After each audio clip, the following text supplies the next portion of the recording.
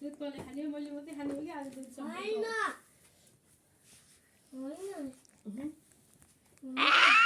गर ल गर गर न